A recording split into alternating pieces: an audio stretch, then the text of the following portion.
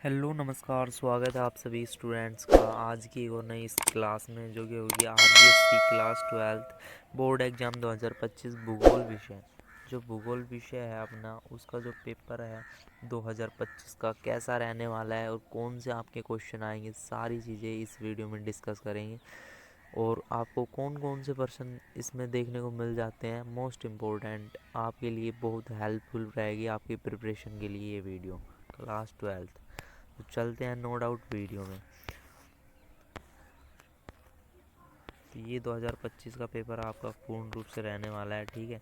तो इस पेपर में आप हम देख लेते हैं आप क्वेश्चन एंड आंसर्स। तो पहला प्रश्न है कि मानव भूगोल अस्थिर पृथ्वी और क्रियाशील मानव के बीच परिवर्तनशील संबंधों का अध्ययन है। मानव भूगोल की यह परिभाषा किसने दी थी? तो मानव भूगोल की यह परिभाषा LMC सैम्पल ने दी थी। तो पहले का राइट आंसर हो जाएगा ब। और दूसरा क्वेश्चन अपन देख लेते हैं, बहुत ज़्यादा इम्पोर्टेंट है कि प्रवास का प्रतिकर्ष कारक है। तो प्रवास का प्रतिकर्ष कारक क्या हो जाएगा? तो ये बेहतर अवसर नहीं है, अनुकूल जलवायु नहीं है, स्थायित्व नहीं है, बेरोजगारी इसका राइट आंसर हो जाएगा। उसके बाद कौन सा तथ्य सही है या सत्य है? तो अपने को ऐसे तथ्य देखना है जो सही है। तो पहले तीन जो गलत है, रोंग तथ्य हैं, उनको हटा देना है। तो निर्वाह कृषि कम जनसंख्या वाले क्षेत्रों में की जाती, गलत है। मिश्रित कृषि केवल पशु पाले जाते, गलत है। खट्टे आखेट व भोजन संग्रहण द्वितीयक क्रियाकलाप, ये भी गलत है। बच गया एक, ये राइट है, ठीक है। तो ये क्वेश्चन आप देख लीजिएगा, ऐसे प्रश्न भी आ सकते हैं। उसके बाद आप देख लेना क्वेश्चन कि उपलब्ध कच्चे माल का रूप बदलने उसे मूल्यवान बनाना कौन सी क्रिया का हिस्सा है?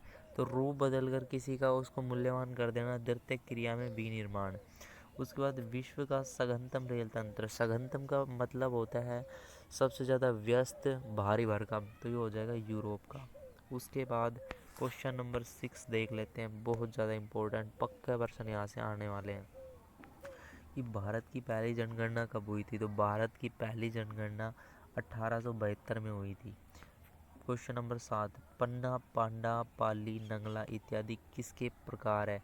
तो जो मानव बस्ती है उस चैप्टर से क्वेश्चन लिया गया है। इसमें पल्ली जो बस्तियां हैं उनको इन नामों से भी जाने जाते हैं या फिर इनके प्रकार है ये, ठीक है। उसके बाद रबी की फसल बतानी है आपको, रबी की फसल बहुत ज़्यादा इम्पोर्टेंट, रबी की फसल आपको बता देनी है, ठीक है।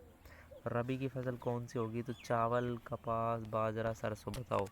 तो रबी की फसल हो जाएगी साहब सरसों, ठीक है। मोस्ट इम्पोर्टेंट है ये भी।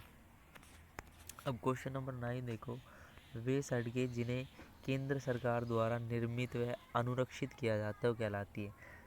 तो केंद्र सरकार यानी सेंट्रल गवर्नमेंट नेशनल हाईवे यानी राष्ट्रीय राजमार्गों को नियंत्रित करती है। उसके बाद एक क्वेश्चन नंबर 10, समय के दो अंतरालों के बीच एक क्षेत्र विशेष में होने वाली जनसंख्या परिवर्तन को जनसंख्या वृद्धि कहा जाता है, ठीक है। Very very important. उसके बाद एक क्वेश्चन है, वो है मले मलेशिया इंडोनेशिया में की जाने वाली स्थानांतरित कृषि क्या नाम है? तो जो मलेशिया और इंडोनेशिया में स्थानांतरित कृषि की जाती है उसका नाम है लादांग। उसके बाद वृहत झील आंतरिक जलमार्ग स्थित है। तो ये जो झील का जो आंतरिक जलमार्ग है वो है साहब अमेरिका में स्थित, उत्तरी अमेरिका में। बहुत ज़्यादा इम्पोर्टेंट है। ये सारे से सारे इतने इम्पोर्टेंट हैं, आपको सारे के सारे लर्न करने हैं। भारतीय जनगणना में ऋणात्मक वृद्धि दर वाला दशक है। तो 1911 से 1921 में जनसंख्या कैसी थी? ऋणात्मक का दौर आया था। अपरंपरागत ऊर्जा स्रोत है, ऊर्जा के वह स्रोत बताने जो अपरंपरा यानी पहले से चले नहीं आ रहे हैं। कोयला, प्राकृतिक गैस, पेट्रोलियम, सौर ऊर्जा। तो इसका जो राइट आंसर हो जाएगा वो हो जाएगा, बिल्कुल राइट है इसका, सौर ऊर्जा, ये पहले नहीं थी। भारत के सड़क जाल का विश्व में स्थान है। तो भारत को जो सड़क तंत्र है वो विश्व में कौन से स्थान पर है, ये आपको सभी को बताना है। तो ये बहुत ज़्यादा इम्पोर्टेंट है। तो दूसरा स्थान इसका हो जाएगा। चमड़ा, लुगदी, कागज, वस्त्र, रसायन उद्योग प्रमुख कौन सा प्रदूषण से संबंधित है? तो जल प्रदूषण से ये संबंधित होंगे। तो ये सारे आपके MCQ क्वेश्चन थे, MCQ multiple choice question, most important है, सभी को करना है। पेपर में पक्का यहाँ से प्रश्न बनेंगे। वीडियो को देखें, चैनल को लाइक शेयर सब्सक्राइब ज़रूर करना। और अब चलते हैं रिक्त स्थान पर। Filling the blanks. रिक्त स्थान है भाई, पहला हो जाएगा खालिस्तान ने नवनिश्चयवाद की संकल्पना दी थी। इसका आंसर हो जाएगा ग्रिफिथ टेलर। ठीक है, टेलर। और उसके बाद सेकंड नंबर है भौतिक भूगोल खालिस्तान पर्यावरण का अध्ययन करती है। भौतिक पर्यावरण। उसके बाद जब लोग एक स्थान से दूसरे स्थान पर जाते हैं, वह लोग गमन करते हैं, तो कहलाता है उनका, वो कहलाता है उत्प्रवास, माइग्रेशन। ठीक है, बहुत ज़्यादा इम्पोर्टेंट है। उसके बाद एक क्वेश्चन यहाँ पर बनता है, वो है जनवरी 1995 से गेट को रूपांतरित कर दिया, तो ये WTO में रूपांतरित, वर्ल्ड ट्रेड ऑर्गेनाइजेशन में इसको रूपांतरित कर दिया, विश्व व्यापार संगठन। जल, पेट्रोलियम, प्राकृतिक गैस जैसे तरल गैस या पदार्थों को परिवहन के लिए खालिस्तान का प्रयोग किया जाता है। तो परिवहन के लिए किनका प्रयोग किया जाता है, तो इनमें बताना है, इनको परिवहन के लिए पाइपलाइन का प्रयोग किया जाता है।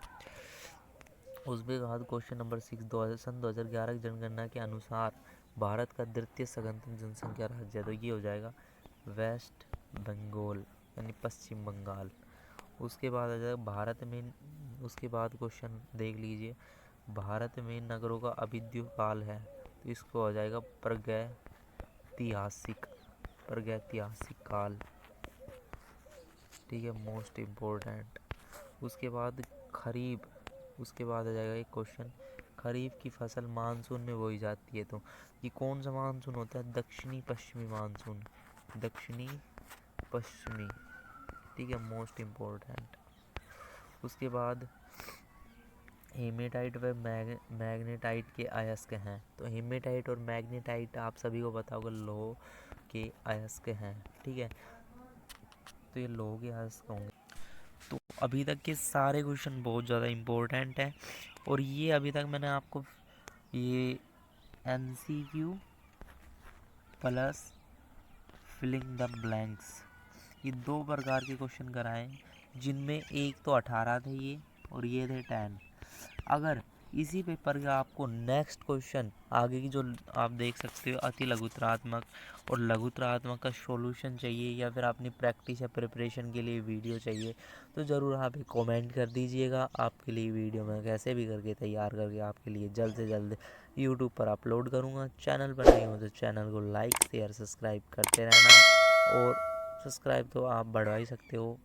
तब तक के लिए जय हिंद, जय भारत। मिलते हैं किसी नई वीडियो के साथ, नए पेपर के साथ। Thank you so much.